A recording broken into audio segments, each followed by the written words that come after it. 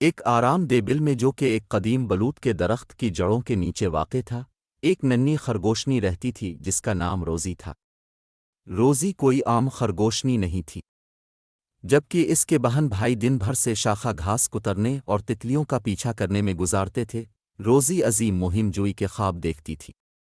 وہ سرگوشی والے جنگل کو دریافت کرنے کی خواہش رکھتی تھی، ایک ایسی جگہ جس کے بارے میں بزرگ خرگوش سرگوشیوں میں باتیں کرتے تھے، ایک ایسی جگہ جہاں وہ کہتے تھے بہادر دلوں کو سب سے بڑے خزانے مل سکتے ہیں۔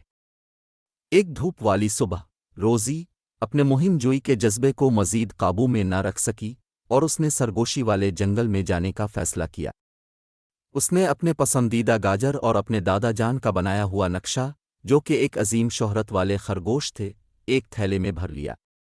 جوش و خروش اور خوف کی ایک ہلکی سی جھلک کے ساتھ اس نے اپنے بل کو الوداع کہا اور نامعلوم کی طرف چھلانگ لگائی۔ جنگل واقعی ایک عجائب گھر تھا۔ لمبے درخت ہوا سے راز کی باتیں کرتے تھے، سورج کی روشنی پتوں سے چھن کر جنگل کی زمین پر ناچتے ہوئے نمونے بناتی تھی، اور ہوا ان دیکھے مخلوقات کے گیتوں سے گونج رہی تھی۔ روزی اپنے حواس جنگل کے جادو سے زندہ ہو کر اپنے نقشے پر بنے ہوئے مڑے ہوئے راستے پر چلتی رہی۔ جیسے ہی سورج افق کے نیچے ڈوبنے لگا، لمبی عجیب و غریب پرچھائیاں ڈالتے ہوئے روزی ایک کھلی جگہ پر ٹھوکر لگی۔ بیچ میں ایک شاندار بید کا درخت کھڑا تھا، اس کی شاخیں ایک روتے ہوئے بید کی طرح لٹکی ہوئی تھیں، اس کے پتے مدھم روشنی میں چاندی کی طرح چمک رہے تھے۔ لیکن یہ درخت نہیں تھا جس نے روزی کے دل کی دھڑکن تیز کر دی۔ یہ ایک چھوٹے پرندے کا منظر تھا جس کا پر ایک کانٹے دار جھاڑی میں پھنسا ہوا تھا، اس کی دردناک چہچہاہٹ کھلی جگہ میں گونج رہی تھی۔ روزی اپنے اندر کے تاریک ہوتے ہوئے خوف اور جنگل کے نامعلوم خطرات کے باوجود پھنسے ہوئے مخلوق کے لیے ہمدردی کی ایک لہر محسوس کی۔ احتیاط سے وہ پرندے کے قریب گئی، اس کے نرم پنجے بمشکل گرے ہوئے پتوں کو پریشان کر رہے تھے۔ اس نے پرندے سے نرم، تسلی بخش لہجے میں بات کی، اسے یقین دلایا کہ اس کا کوئی نقصان پہنچانے کا ارادہ نہیں ہے۔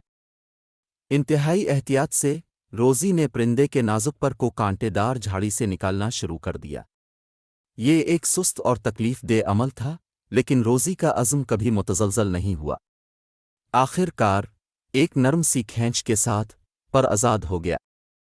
پرندہ گویا اس مہربانی کو سمجھ رہا ہو جو اس کے ساتھ کی گئی تھی، اڑان بھرنے سے پہلے روزی کے گال سے اپنا سر رگڑا، اس کا خوشی بھرا گیت کھلی جگہ کو بھر گیا۔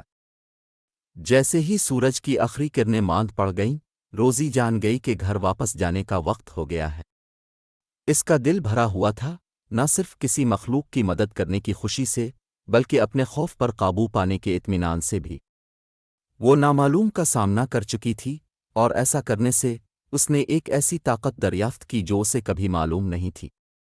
روزی اپنے بل میں واپس آئی، نہ کہ عظیم خزانوں اور جرات مندانہ کارناموں کی کہانیاں لے کر، بلکہ مہربانی اور ہمت کی کہانی لے کر۔